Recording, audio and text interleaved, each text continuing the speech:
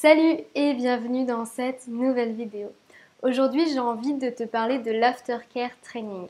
Tout d'abord, qu'est-ce que j'entends par l'aftercare? L'aftercare, c'est ce moment que tu vas prendre après ton entraînement pour prendre soin de ton corps et pour améliorer ta récupération. Si tu ne me connais pas, moi c'est Julie ou June pour mon nom d'artiste. Je suis passionnée de pole dance et de souplesse depuis 5 ans et sur cette chaîne, je te partage mes routines, mes astuces, des conseils pour t'aider à t'améliorer dans ta pratique avec une approche holistique, naturelle et bienveillante. Lorsqu'on effectue un effort physique, et bien tout au long de cet effort, l'état des muscles se modifie, c'est-à-dire qu'ils peuvent se contracter, donc grossir, devenir plus ronds par exemple, ou à l'inverse, s'allonger, s'étirer. Évidemment, ça reste momentané, mais quoi qu'il en soit, eh bien tout ça, ça consomme de l'énergie. Et en plus de cela, si on pratique par exemple en pole dance en aérien ou au sol, bref, qu'on utilise un agrès, notre corps, il peut aussi subir le médium qui est lié à notre pratique. C'est-à-dire que par la contrainte qu'ils exercent dans nos mouvements, ils peuvent laisser sur le corps des marques, qu'elles soient un peu superficielles, comme par exemple des brûlures, ou plus profondes, comme des bleus. D'ailleurs, on n'a pas nécessairement besoin d'un agrès pour avoir des marques. Parfois, le sol suffit comme contrainte, surtout si on est assez sensible. Enfin, je sais de quoi je parle. Perso, moi, je fais une roulade et rapidement, j'ai un bleu qui apparaît.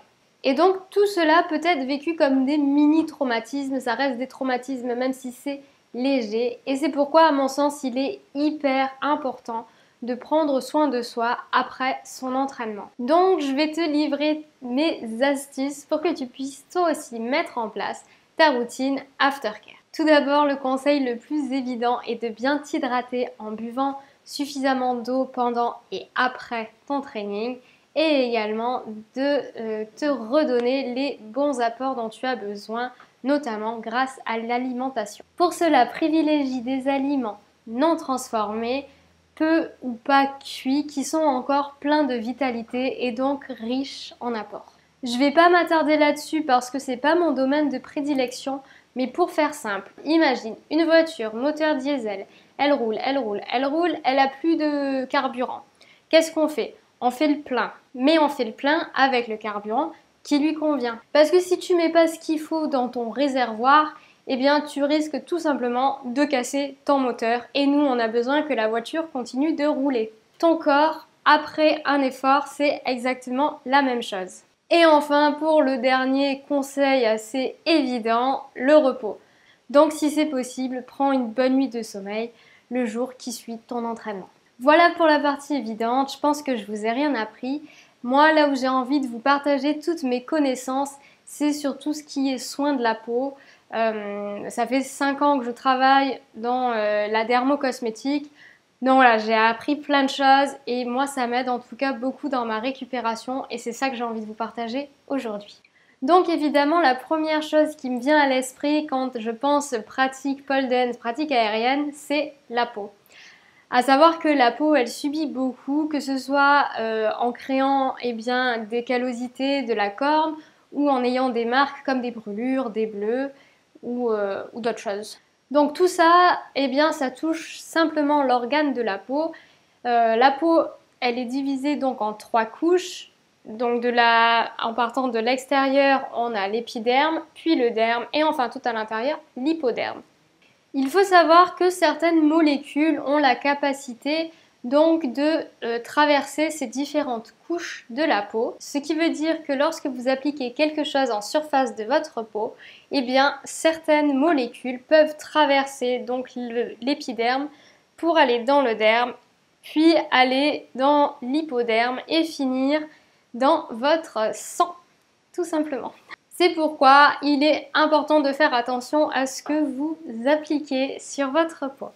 En termes de soins du corps post-training, je peux tout faire avec de soins 100% naturels, végétaux et vegan du coup. Donc on va commencer par les mains. Pour les mains en général, ce qui se passe, c'est que quand on a fait un gros entraînement, on peut avoir de la corne. Voilà, moi j'en ai un peu, j'ai la peau qui s'est épaissie, qui reste. On peut avoir des ampoules. Et Et quand on sort de son entraînement et qu'on a très très mal, eh bien c'est désagréable et ça risque aussi de s'abîmer au fil du temps. Pour cela, réflexe très simple qui est le beurre de karité. Le beurre de karité, c'est un soin 100% végétal, 100% naturel. C'est ce qui s'appelle un ingrédient brut. Ça a des propriétés qui sont émollientes et réparatrices. Donc émolliente, c'est-à-dire que ça assouplit la peau. Ça permet donc d'avoir la peau plus souple et donc d'avoir moins de parties dures et sèches. Donc pour ma part, maintenant, j'applique ce beurre de karité dès la fin de mon training. J'en prends une toute petite noisette que je mets sur mon doigt puis que j'étale donc à l'endroit où mes mains ont morflé, très clairement là où j'ai mal et où je sens que ma peau a donné de sa personne. C'est hyper gras, donc faites-le après vous être habillé quand vous êtes prête à partir parce que sinon ça va être la catastrophe. En tout cas voilà, moi je l'applique à ce moment-là en toute petite quantité et puis si j'ai besoin, le soir avant de dormir, j'en rajoute une bonne couche. Le beurre de karité que j'utilise, c'est donc celui de la marque Karétique. Déjà, il fait partie des beurres de karité qui sont 100% bruts, qui sont non raffinés et dont l'extraction a été faite de manière consciencieuse, si je puis dire. C'est-à-dire qu'ils ont tout mis en œuvre pour bien préserver toutes les molécules actives qui étaient au cœur du noyau de la plante pour les restituer dans ce petit pot. Cette marque, elle se revendique comme étant biologique, écologique, éthique et cruelty-free. C'est pour moi des valeurs qui sont relativement importantes. Donc c'est pour ça que maintenant je n'utilise plus que celui-là. Normalement c'est le soin SOS. Je sais qu'ils en ont plusieurs. L'avantage du soin SOS en fait c'est qu'il est relativement mou. Et donc il est très facile à appliquer.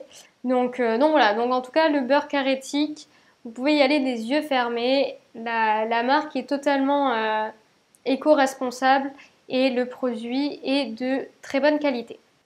Au passage, il a une très légère odeur. Donc le beurre de karité, ça n'a pas d'odeur, ça ne sent pas bon. Si ça sent bon, c'est que quelqu'un a rajouté du parfum dedans. Donc ouais, ça sent un peu... Enfin, les odeurs naturelles, si vous ne connaissez pas, c'est très difficile à expliquer, mais en tout cas, voilà, il a une légère odeur qui est très volatile quand vous l'appliquez sur la peau. Faut pas s'inquiéter si vous n'avez pas encore l'habitude des soins naturels. Voilà. Pour le corps... Salut, c'est la Julie du montage. J'ai complètement oublié de vous préciser que pour un sport comme la pole dance par exemple, où notre peau du corps est directement en contact avec l'agrès, ça peut créer des zones de sécheresse supplémentaires à des endroits différents, comme par exemple sur l'avant des jambes ou sur les flancs, ou à d'autres endroits en fonction des grippes qu'on utilise. Et il est important de bien hydrater ces endroits pour garder la peau en bonne santé. Du coup, vous pouvez appliquer le beurre de karité plutôt le soir. Évidemment, ne le faites pas avant d'aller vous entraîner parce que c'est gras et du coup, ça va complètement ruiner votre grippe. Voilà, je voulais juste préciser ça avant de continuer. Pour le corps, je vais donc utiliser mon deuxième soin incontournable, à savoir le gel d'aloe vera. Je préfère utiliser le gel d'aloe vera sur le corps, déjà par rapport à la texture. Le beurre de karité, c'est très gras et ça laisse une couche un peu épaisse. Donc moi, j'ai l'impression que si je m'habille par-dessus, ça va tout enlever et mon corps, il n'aura rien absorbé. Alors que le gel d'aloe vera, c'est plus volatile, ça pénètre plus vite aussi. Donc en général, je l'applique et si je dois m'habiller de suite derrière, eh ben, je ne suis pas inquiète, je sais que ma peau va pouvoir en profiter. Le gel d'aloe vera a tout de même des propriétés différentes du beurre de karité. Il est apaisant et très régénérant, c'est-à-dire qu'il va calmer la peau. Donc en cas d'échauffement, de brûlure, tout ça, ça va apaiser. Et il va aussi aider la peau à se renouveler plus rapidement. Donc si jamais vous avez une petite éraflure, que vous vous êtes brûlé sur la peau ou autre, voilà, le gel d'aloe vera, pour ça, c'est tout indiqué. Le gel d'aloe vera est d'ailleurs très recommandé en cas d'hématome. Moi, c'est ce que j'ai utilisé et ce que j'utilise toujours. Quand j'ai démarré la pole dance, mes jambes, elles étaient placardées de bleu. Si je retrouve une photo d'archive, je vous la mettrai pour vous montrer parce que c'était assez impressionnant. Donc quand j'ai démarré, pour ma part, le gel d'aloe vera seul, ça suffisait pas. J'y ajoutais de l'huile essentielle d'hélicryse italienne ou il y a également l'hélicryse corse. C'est pareil, c'est juste la provenance qui est différente. C'est également appelé l'huile essentielle d'immortel. Cette plante-là, elle est vraiment anti-hématome. Elle a de vraies propriétés, de vraies molécules actives, notamment, alors moi ça je retiens pas, notamment l'alpha-pinène. Donc voilà, donc l'huile essentielle d'hélicryse, elle est très performante en ce qui concerne la résorption des bleus. Elle est également relativement chère. Alors attention aussi avec les huiles essentielles, chez certaines personnes avec des terrains allergiques, ça peut ne pas fonctionner. Et aussi pour les femmes enceintes et allaitantes, c'est toujours à utiliser avec précaution. Au moindre doute, rapprochez-vous plutôt d'un naturopathe qui pourra donc vous conseiller là-dessus. Donc aujourd'hui, j'utilise le gel d'aloe vera de la marque Make It Beauty. La composition, elle est très minimaliste. Il faut savoir que le gel d'aloe vera, en réalité, c'est liquide. Ça n'a pas de texture gel.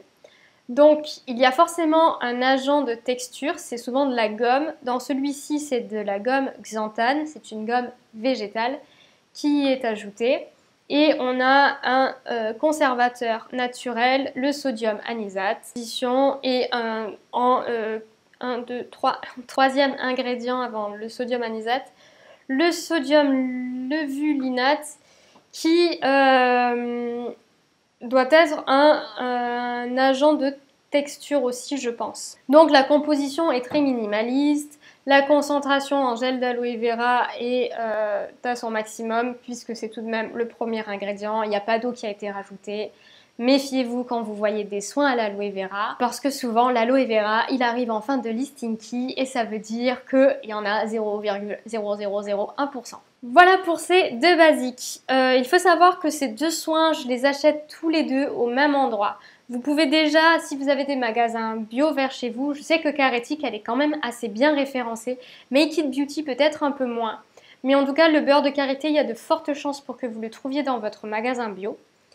Sinon, ces deux soins, moi, je les achète sur Nuobox. Comme ça, je les achète avec le reste de mes produits de beauté et je fais qu'une commande pour tout ce qui est soins et ça m'évite d'avoir 1000 commandes en ligne à faire.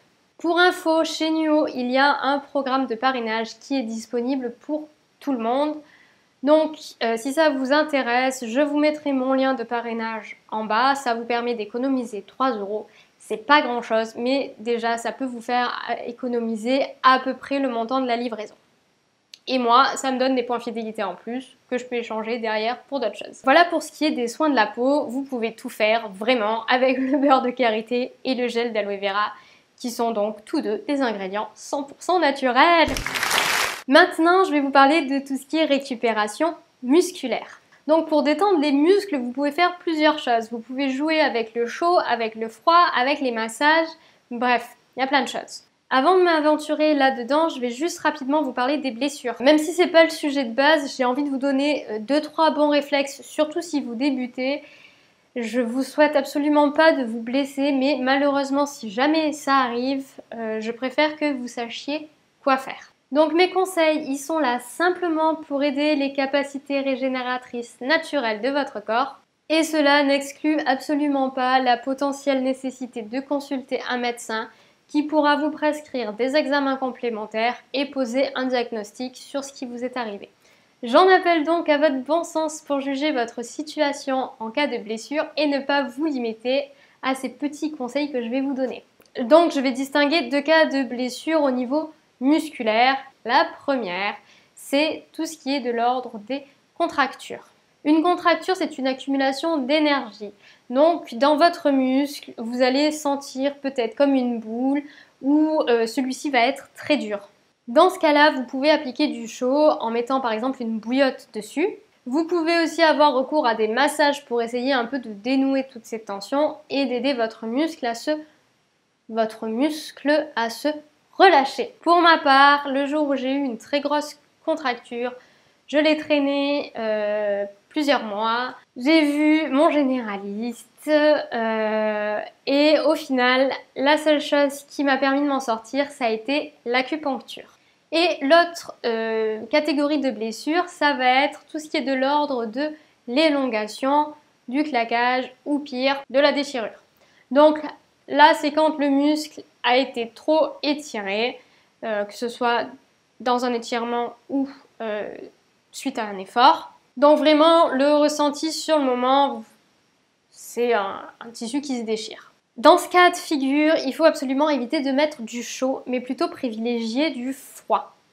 Le chaud, en fait, s'il y a une lésion à l'intérieur, il va propager le sang et ça va faire un hématome encore plus gros. Enfin, j'ai pas vraiment abordé les tendinites parce que c'est quand même d'un autre domaine, la tendinite. J'ai pas grand chose à vous dire là-dessus, si ce n'est vous partager mon expérience qui est purement personnelle. Quand j'ai démarré la pole dance, toute la première année, j'ai eu des grosses tendinites sur chaque poignet, notamment à cause du Jamila grippe. Et moi, qu'est-ce que j'ai fait pour soigner ça?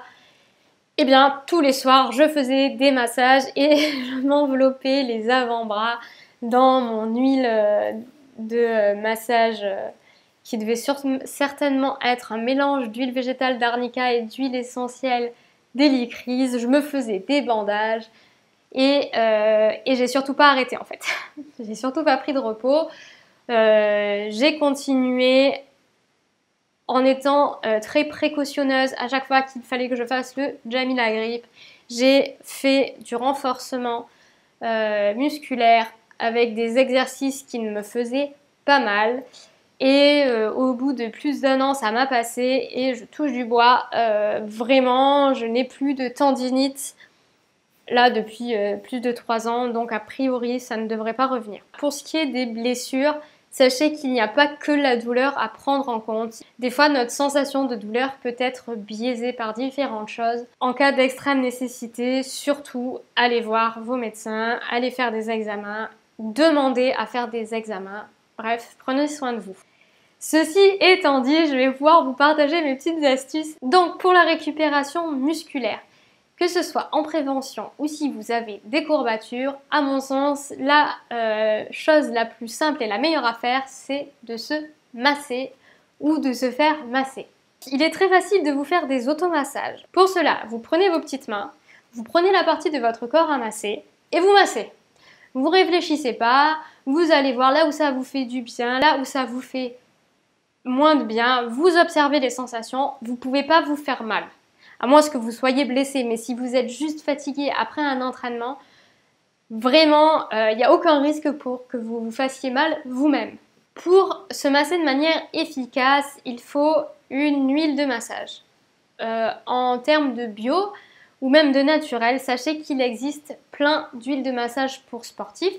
Ce sont des huiles de massage qui sont faites sur une base d'huile végétale, souvent de l'arnica, et à laquelle on ajoute des huiles essentielles.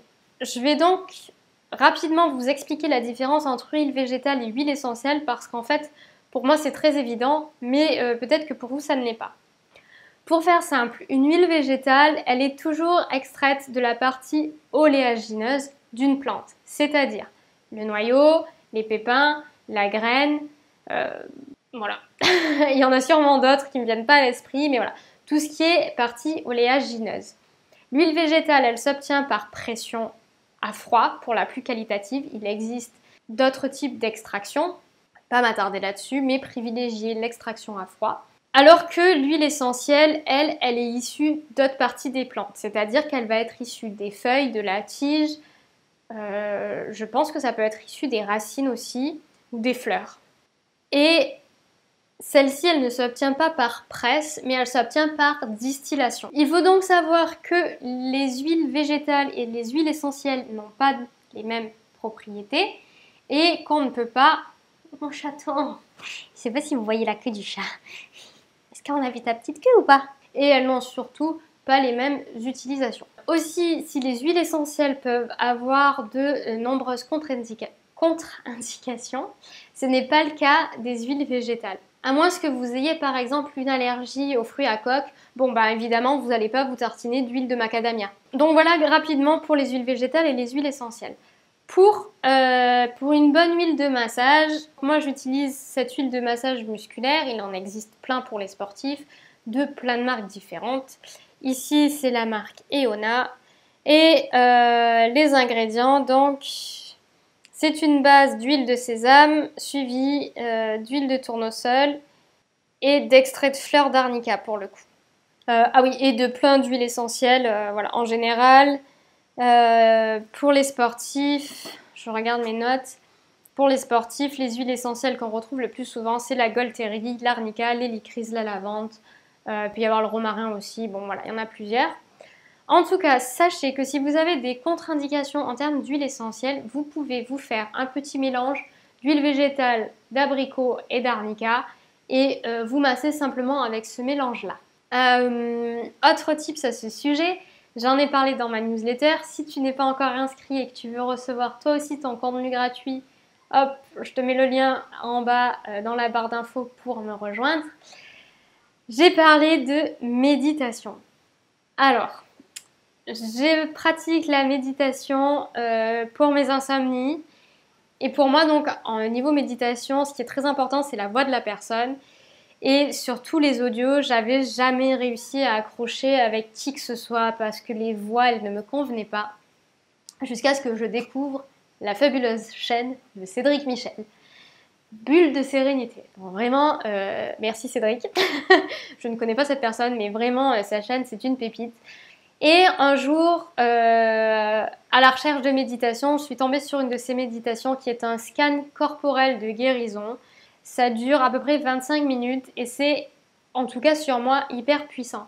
La méditation, c'est comme beaucoup de choses. Vous êtes réceptif ou vous ne l'êtes pas, vous avez envie de l'être ou vous n'en avez pas envie. En tout cas, je vous invite à l'essayer, je vous invite à me faire des retours. Cette méditation, moi, elle m'a sauvé la vie plus d'une fois dans le sens où quand j'ai fait des stages hyper intensifs, donc c'est-à-dire à base de à peu près 7-8 heures par jour sur 2 jours, normalement quand je sors de là, quand je sors des 2 jours d'affilée, le 3e jour je roule pour remarcher, voilà, je n'arrive plus à bouger. La dernière fois que je l'ai fait le soir du dernier jour. Avant de me coucher. Et le lendemain, je me suis réveillée et j'avais absolument rien. À nouveau, je pense pas que ce soit la seule chose qui ait joué sur mon bien-être, mais je pense clairement que ça y a grandement contribué. Donc voilà, donc cette méditation, je la trouve vraiment hyper puissante et je vous la recommande chaudement. Et enfin, pour tout ce qui est un petit peu des autres soins plus bonus, si je puis dire, il y a le classique baume du tigre. Alors le baume du tigre, il faut savoir qu'il contient de la paraffine qui est un dérivé du pétrole. Et moi perso, j'ai pas trop envie de m'appliquer ça sur la peau. J'ai donc trouvé des alternatives naturelles. En revanche, le problème de ces alternatives, c'est qu'elles ne sont pas véganes puisqu'elles contiennent de la cire d'abeille. Donc le plus ressemblant au baume du tigre que j'ai trouvé, c'est le baume chinois de chez Fleurance. Il a la même odeur, il a la même texture, la composition, elle est très similaire. Il en existe 2 autres, le baume dévaillant de la marque LCA ainsi que le baume chauffant de Eona. Ouais, non, c'est tous les mêmes à quelque chose près. Ces deux-là, c'est des produits qui m'ont été offerts. D'ailleurs, j'ai complètement oublié de vous dire qu'il était évident que je n'étais en partenariat avec personne pour cette vidéo. Ces 2 produits m'ont été offerts dans un cadre professionnel, même s'ils m'ont été offerts à titre personnel.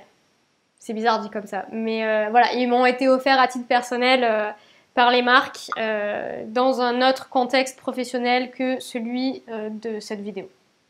J'espère que c'est clair. Non, voilà, donc c'est pour ça que j'en ai 3 et que je les ai pas tant utilisés que ça. Ces baumes-là, ils servent pour plein de choses. Ils servent si vous avez un coup, si vous avez une douleur. Bref, c'est des trucs à tout faire. Moi, je suis très soin à tout faire. Le moins j'en ai, le mieux je me porte, même si j'en ai plein au final. Et enfin, le dernier soin un peu cocoon, un peu bonus, que j'aime bien. C'est aussi un soin qui m'a été offert dans un cadre personnel.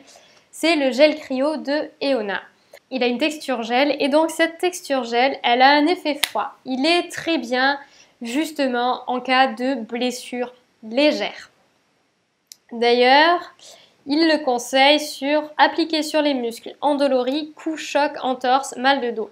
Dos, épaules, coudes, poignets, hanches, genoux, chevilles. Pour l'appliquer, il faut l'appliquer en couches très épaisses jusqu'à ce qu'on ait la sensation de froid. Et une fois que cette sensation de froid a bien été ressenti, on peut essuyer. Rapidement pour vous parler de la marque Eona, c'est une marque qui est utilisée par les professionnels de santé, notamment les kinés. Et je ne veux pas dire de bêtises, mais je sais qu'ils ont été en collaboration avec de nombreux événements sportifs de grande renommée. Donc voilà pour mes soins. Donc pour te résumer ça, pour une routine aftercare, qu'est-ce qu'il te faut? Il te faut déjà reprendre soin de toi intérieurement pour que ta machine, ton corps, fonctionne bien. Ensuite, tu peux apaiser ton mental, tu peux apaiser la fatigue, tu peux apaiser tous ces mini-traumas que tu auras pu subir pendant ton entraînement en te relaxant, en prenant du temps pour toi. J'espère que ces conseils t'auront plu et vont t'aider. Si de ton côté, tu as d'autres propositions pour une routine aftercare au naturel, eh bien, n'hésite pas à m'en faire part. Si tu as des questions, évidemment, j'y réponds avec plaisir. Si ce n'est pas déjà fait, je t'invite à t'abonner et à me laisser un petit pouce en l'air. Ça aide pour le référencement de ma vidéo, à faire connaître ma chaîne et à partager toutes ces astuces à encore plus de personnes. En attendant, eh bien, prends soin de toi et je te dis à très vite. Salut!